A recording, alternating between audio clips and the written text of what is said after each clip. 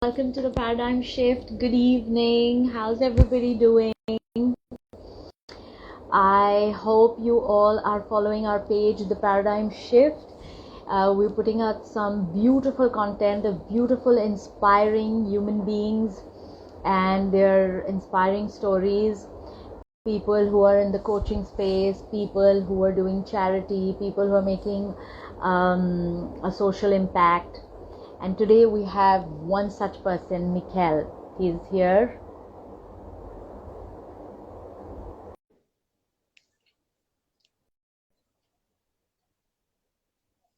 We're waiting for him to join in. Hey, Mikele. Good evening. How are you? I'm really good. How you going tonight? Tonight. Yeah, evening for me and night for you. All good, Mikele. How's everything there? Really good. It is 7:30. Dave said to say hello. We just jumped off a call then. Yeah, and here we are. How nice. That makes me really happy. Hi, Dave. Okay, so I'm going to read quickly a little bit about you and what this interview is going to be all about. Mikele Kuhar was always not living the Bali dream. He was raised in South Australia and he had an earliest rebellious streak that led him to chaos and uncertainty with his identity. Like so many young men and confused with big decisions to make, he found himself not knowing what to do with his life. After walking away from the expectations of the society and finding his own way, he followed the one thing that made sense in his world: passion. It was the best decision he ever made. He's now committed to reaching out the hearts and minds of struggling with path of not knowing what to do in life. Mikele is here to make sense of the cloudy world of passion, purpose, and living out of dreams. That is so beautiful, Mikele. Welcome again. Cool. Thank you. I love it. Okay. Mikele, tell us, let's start with who inspires you. What is your story? Who inspires me? Damn, I wouldn't really ever nail it down to just like one person or one figure. For me, I'm just a big fan of the underdog story. Someone who is a lot of times in my schooling career, especially, I was doubted by teachers and what I could do, and that really that lit a fire under me. Kind of like I'll show you. So for me, over the years, anyone that's in like an underdog situation, from a sporting team to a person in a movie or something like that, I'm always out to prove a point. Yeah. Okay. So tell us about your early days. Like, what was it like being in Australia and what did you do? Well, the early rebellious streak was a bit of an interesting one. And if you can hear dogs barking, they're my dogs. Hi. We have 4 dogs. So, Oh, wow. A better way of saying it, I was asked to leave school before I was expelled. And my life in Adelaide was very much like a lot of people I was around. You know, I fell into working a construction job because it paid well at the time, and it's something my dad done. And I feel like it's something we do as men. We look for a father figure within our fathers and our dads, and Dad was doing that, and it was comfortable to do. And I spent 8-9 years on the tools, but there was always something missing within that. And I think the scariest thing about that was like the complacency of it. Like I could have done that job for 40 years. I would have made good money. I could have bought a house. I could have done all that. But there was always that little internal struggle inside of like, there's more for me to do. So that saw me try up to 8 different business models over 7-8 years while I was working in construction and had my own renovation business, from email marketing, network marketing. I was speaking at high schools for a little while, designing tools, importing tools, a bunch of other stuff. I done quite a few things, and I was always searching for that one thing for me. And what I learned from that is I was always chasing it for the same goal. It was always like, how can I make as much money as quick as possible? And anyone who's involved with network marketing, that's a relationship business. And I found myself leaning into relationships with people all the time, purely to make money from it. And it just like, it never sat right. So that led me to just asking myself better questions to get myself over here to Bali and do what I'm doing now. Right. So when was that paradigm shift for you? What was that for you? Okay, I'm sorry, I'm getting distracted. Are the dogs really loud? I'm sorry about that. Yeah, yeah. So when was that paradigm shift moment for you that you decided to, get into this? Well, what I'm currently doing now is I'm one of the partners at Yogi Lab, and I lead the creative team. But I also facilitate men and support men in coaching as well, creating a safe space for them to share what they're truly going through and be someone who genuinely fucking cares. For years, I really took it for granted. I had a close circle of friends that would call me out for my shit. And when I say my shit, I don't mean the bad things in my life. It's like, sometimes it's bad habits or complexes or routines we've gotten into, and they're difficult conversations. And I valued that so much. But then when I started to meet more and more people, I realized a lot of people didn't have that, especially men. Like, statistics show that a very high percentage of men confide in their partners of the opposite sex. And when they lose that person in their life, like, who do they turn to? Who do they lean on? It's like a very well-known fact that Australia is one of the highest suicide rates for men in the world. So there's two answers to that. One being the creative side, which I've really discovered the power of asking myself better questions over time. And when I really sat with what would I do every single day, whether I was paid for it or not, that was create content. That was shoot videos. That was to tell my story. That was to tell everyone else's story. So I picked up a camera, and within 3 months, I had weeks where I doubled my income of a qualified tradesman, because it came from here. And I was just like full steam ahead with that. Everything I know, I learned off YouTube. Like, I never had a professional or anyone from the cinema world show me what to do. So that was that piece. Okay. Big passion piece. The other piece was I have seen what people being in environments can do to them over a long period of time. And sometimes people just need like a fucking wake-up call. Can I swear on here, by the way? No. Okay. You can. the other side of that coin for me was like, I saw some friends really go through it over the years. And I didn't realize what I had around me, and I just wanted to give that to other people. I wanted to create space so men could not just share what they're going through over a couple of beers and then have a bit of shame attached to it to the next day and never revisit that conversation. Like, I want them to be able to like dive into that and it be accepted in any day state. Right. You said one thing that normally people open up to the opposite sex, which was going to be one of my questions. Because I have been a counselor with Brain Secrets for about 8 years, and I have noticed this, that, you open up easily to the opposite sex. So what do you do? What is that one thing that you do that your people, that your clients, male clients, can open to you without any fear of judgment or, egos coming in, like you just said now? It starts off with the container of the conversation. It's like setting the framework. It's literally, it's easy as that as well. Like, and this is something everyone can take in their everyday life. And this is something men can especially embody when they're scared to share the shit they're going through with their other friends. It's as simple as like, hey, like, do you have a moment right now? Because what I'm about to share with you, I am really vulnerable, and this is something that's really eating me up inside. And I just really need someone to be here for me right now to share that.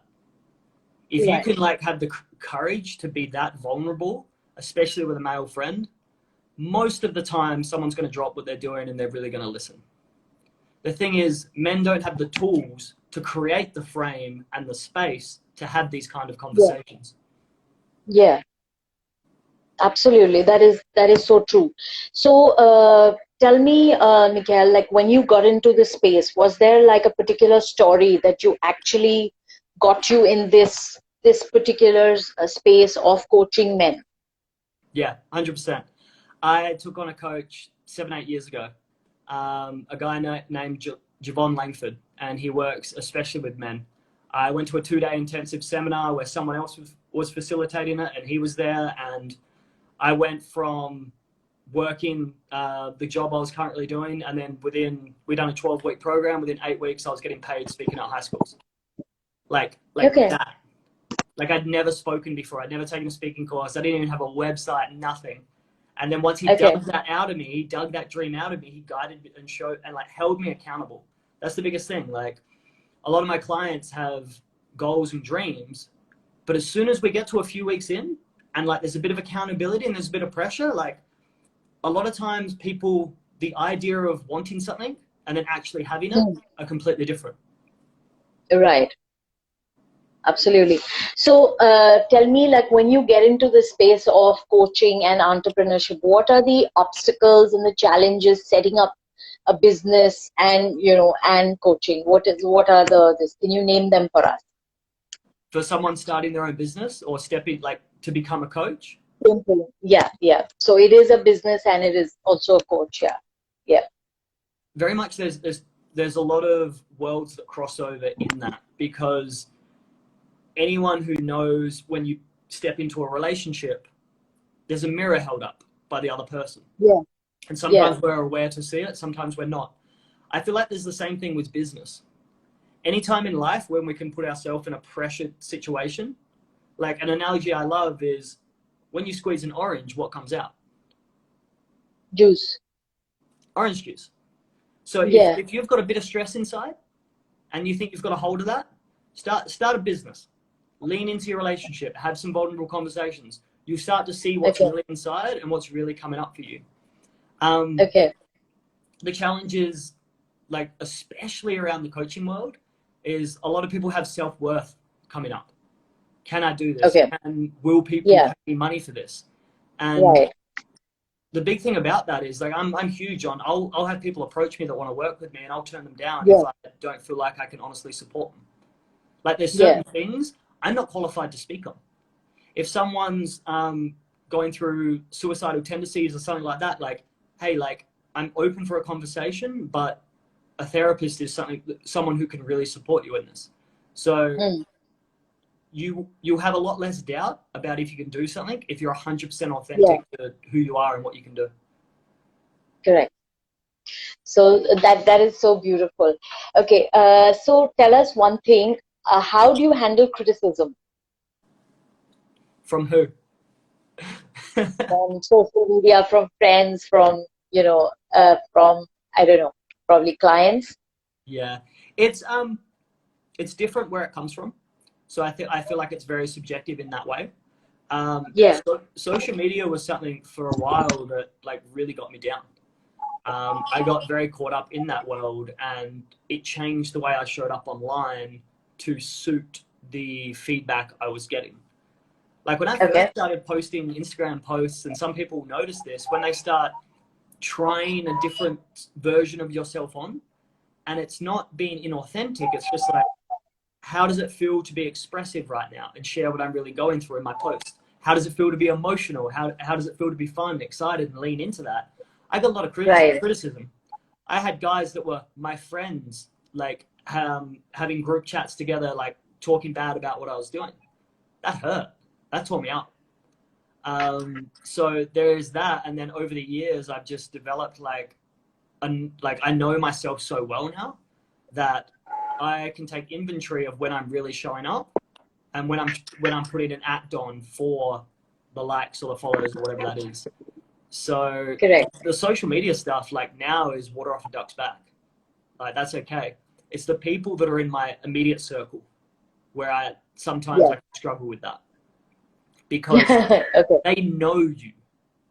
They like my girlfriend. She knows me. So when she says something to it, and so this is like, Selena's my partner, and we've been together for 2.5 years almost now, and she is someone that will be so honest with me that she doesn't care if it hurts me in the moment. And that is so valuable in a relationship, because in past relationships, I had women like that. But as soon as it got to that, I was like, nah, I don't want this anymore. Like, this isn't what I want. Okay. And Right. that was because I was scared of certain aspects of myself, them seeing, and me fully revealing myself to them. Selena, she's an amazing partner. She holds me so accountable in that. But at the time, it's never always comfortable. So, Yes. yeah, the criticism is different depending where it's coming from. Absolutely, because I know when your closest person tells you off or tells you at the face, that hurts at that point. But, eventually, that is for the good of, whatever that we're doing it. So you just mentioned one thing which I want to bring up is that, like you said, your friend circles were, talking about it and all that. You've mentioned in one of your posts on Instagram is that you need to break old friend circles as you grow. So tell us a little bit about that. Yeah, I mean, just finishing that last point, the thing as well is like when someone's close to you gives you feedback, when you strip back your ego being hurt or trying to justify it and you go behind all the layers, like they love you. Yeah. So it's like, it's easier to get to that place of acceptance when you really know that about them. Right. Shout out, Selena. Leaving friendship groups is huge, and I've done it many times over the years, and it's never because they're bad people. It's just where I was going, not everyone could come with me, and for me to slow myself down to make sure I don't brush up against the edges and annoy anyone or worry about everyone else's feelings, like that would be holding myself back so much in life. Yeah. Especially when I started to notice like, oh, like you're drinking 5-6 nights a week and going out and doing that. And what I'm doing when I want to get up and the things I want to bring into my life and I want to work on a business, like when I was doing my videography at the start, I'd work an 8-9 hour day. I'd go to the gym, I'd go straight home and I'd edit till 1 a.m. And I do that like 5 days a week. I didn't have space for, and this is what I mean, like I didn't leave that friendship group to go to another one. It's just that's what they were doing. And that time in my life, I didn't have space for that. And then eventually, the more I lent into being myself, the more I found my people. The more I expressed the dreams that I wanted in life, the more I found my people. You've had Dave on here before, the founder of the Ashtana and Yogi Lab. I was sitting across from him at a table in Bali. I didn't even know who he was. I didn't know he was a multi-million-dollar, multiple business owner, meditation expert. But I shared with him what I really wanted to do in life. Okay. And then a few weeks later, they're like, yo, we want you to come with us. Wow. Yeah. That is so beautiful. That is really nice. Okay, so tell us, there was this one question, about stories. Like, there are people that you've helped. So do you have any stories that pop up in your head about some of your people that you've helped along the way of your coaching journey? Yeah. Shout out to my boy Sol that I worked with a few years ago. And he was, he could have been like 16, 17. And he reached out to me on Instagram and shared a few things that he was going through. And then we caught up with a coffee and, like, okay, one thing I'll share right now, and this is like a tangible thing everyone can apply. And I love this. It's called, I can see Scott's on right now. He's heard me speak on this. It's 3x3x3.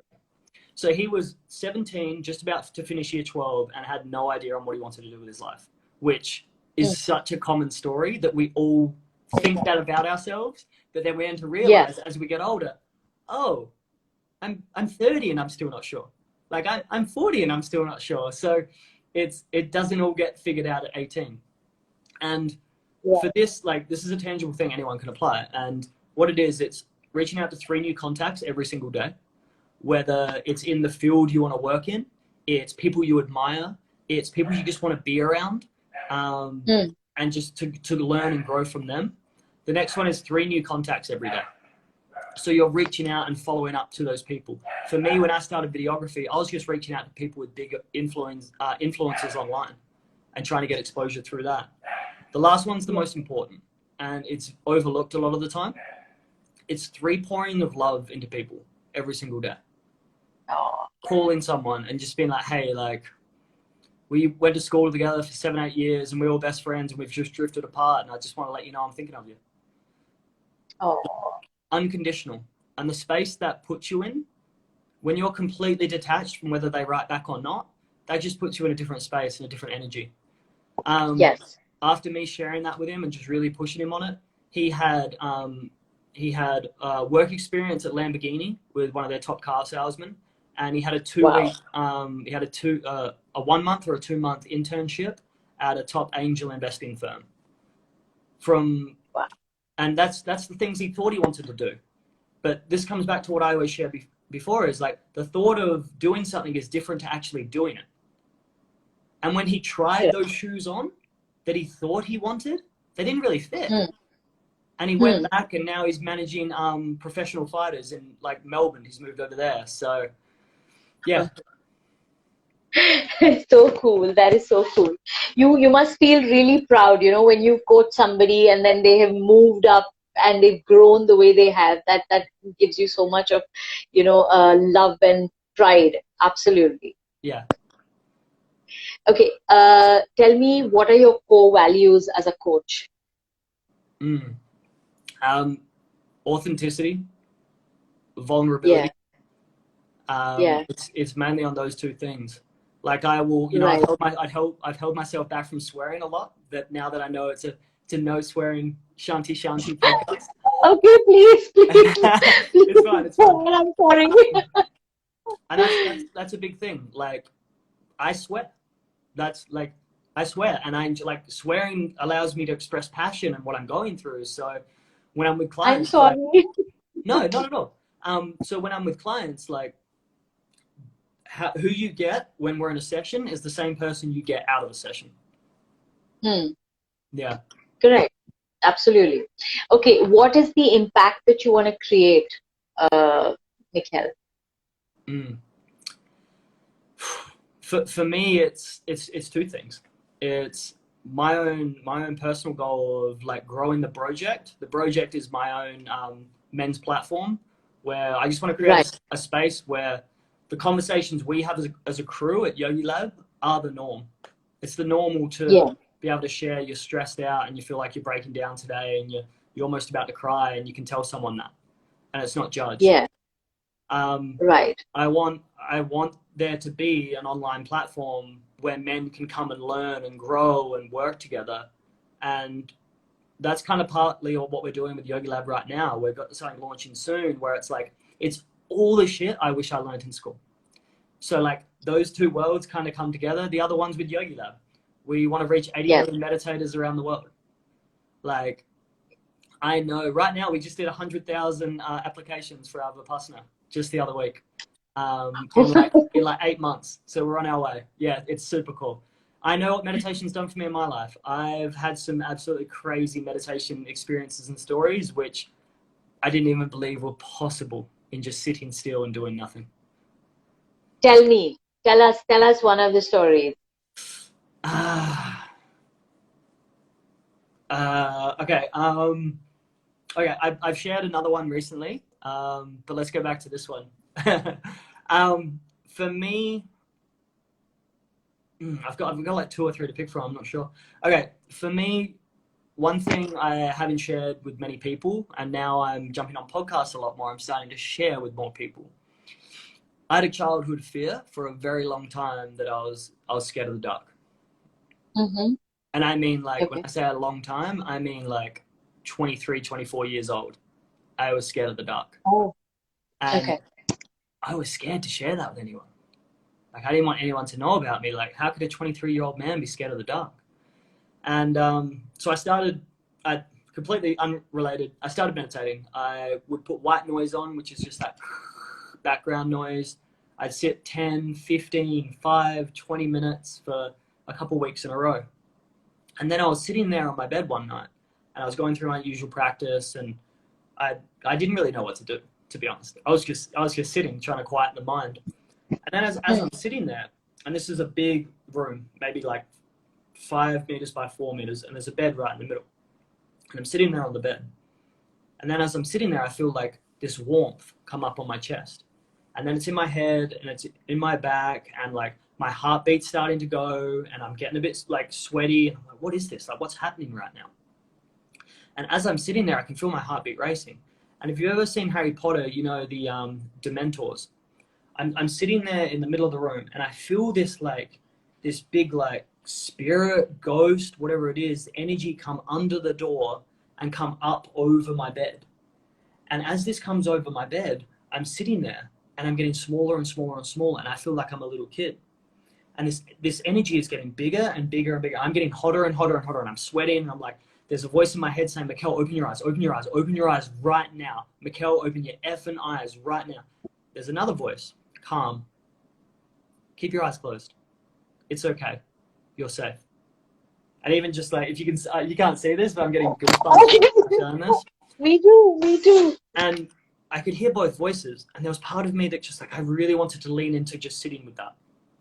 And as I sat there, it's like up, up, up, up, like the pressure was building, and then it just, whoosh, the whole room cleared, and my temperature dropped, and my heart rate slowed, and I was like, I'm not ready to come out of this yet. And then as I slowly came out of it, I opened my eyes, and I was like, no one's gonna believe this shit. I'm not sure what just happened. Didn't know what happened. And a few days later, I'm walking down to the kitchen. A couple of weeks later, I'm walking down the kitchen, like midnight times, and I'm like, I am not scared of the dark anymore. It's completely gone. Not an ounce of it.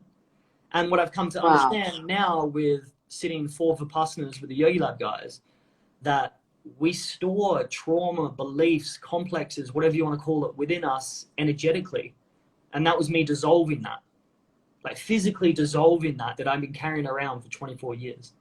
And I've done, I've dissolved some more stuff in like proper Vipassana 10-day sits where stuff goes like really, really deep. But that really opened my eyes to the world of meditation. And then like when we want to share it with 80 million people, the feedback we get is amazing. And it truly is like, it's magical what it can do. If you said the word magic to me before that happened to me though, I wouldn't have believed it at all. But when that happened to me, it's a different story. Absolutely. I believe you 100% because I've been online. I have done the Vipassana, online Vipassana with the Yogi Lab in November last year. And I thought that was so good. That was so good. It just completely, I mean, there are so many things that, you know, there are times I told this story, I think in Dave's interview, that my daughter had gone for a modeling assignment, and she felt like when she was out of town and she was in this room, and she felt like a weird energy there. And this is the first time she calls me up and she's like, you know, this, all I could think of is Dave's words and says, just give metta to whatever that is, you know, because of the story that he had said in one of his Vipassana lectures.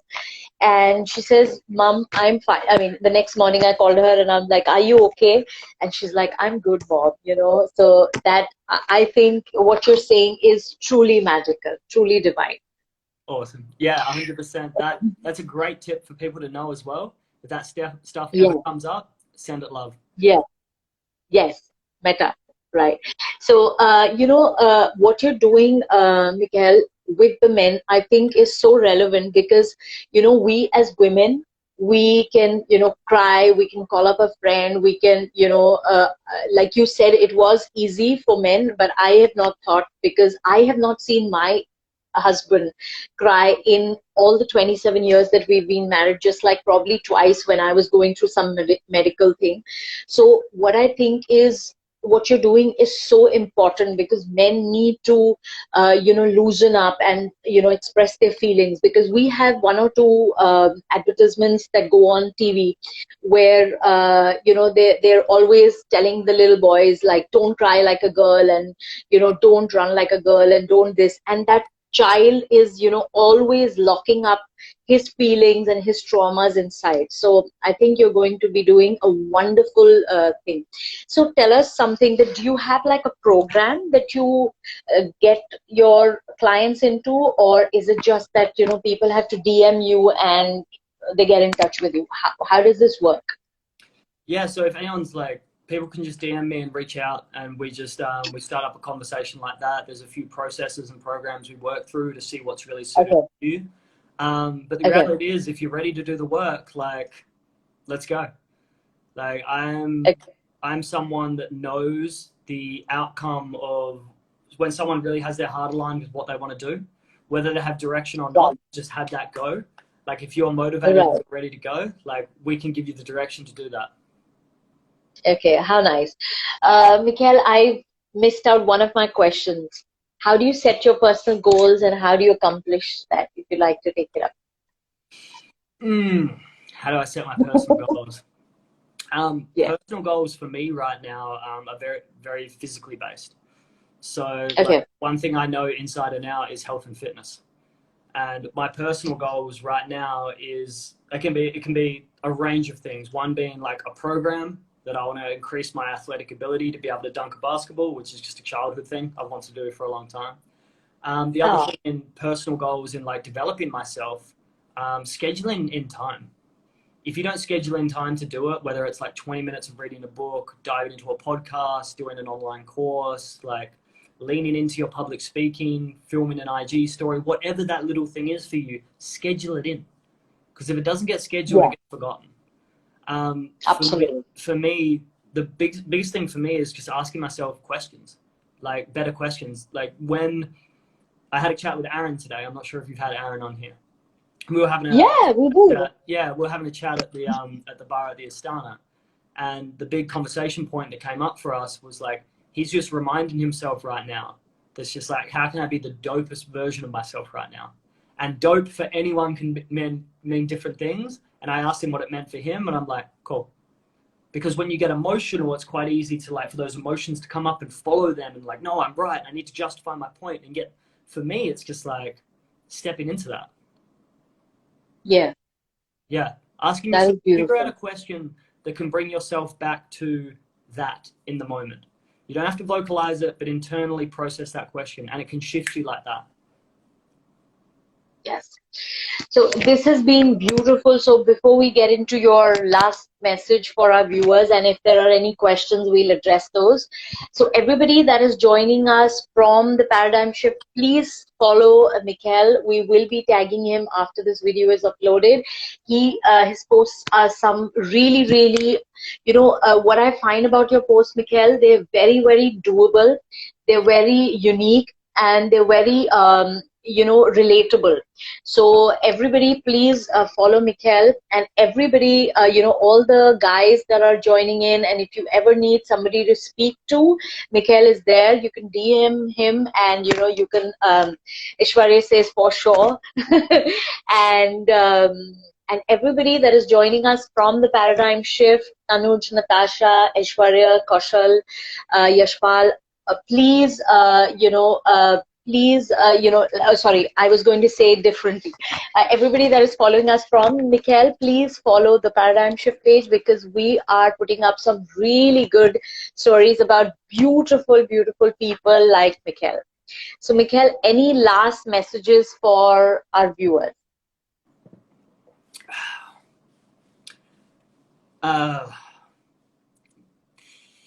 What's really just coming up for me right now is don't be in such a rush.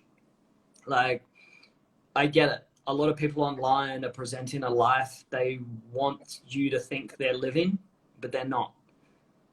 Like, I know we hear this over and over again, but social media is a highlight reel of someone else's life. And it's when you live in Bali for a long time, you start to realize that all these tourist locations that people go to, the amazing sunset or waterfall or island or whatever it is, it's not that fun when the person's taking the photo. People travel from spot to spot to take photos and leave. That's it. They don't explore. So just slow down. Like, if you really want to build something big in life, you need to build a solid foundation. So you need to put in the work. You need to know yourself. You need to know your strengths. You need to know your weaknesses. And I think right now, double down on your strengths. Figure out what you're good at and what you like doing. I'm a big believer. We come back to the threes again. Find 3 things you like doing and find 3 things you're good at. Within that, there'll be something for you. And take it slow. Nothing amazing is going to be built quickly. So don't be in a rush to get anywhere. Yeah. That is so beautiful, so incredible. So thank you so much for this talk, Mikhail. It was fantabulous, and we hope to see a lot more of you on the paradigm shift. And we will be sharing your posts. They're beautiful. Thank you so much, Mikhail. Cool. I think my dogs are saying bye as well. Thank you so much. Yeah. Bye. Take care. Thank See you. you. Bye. Bye.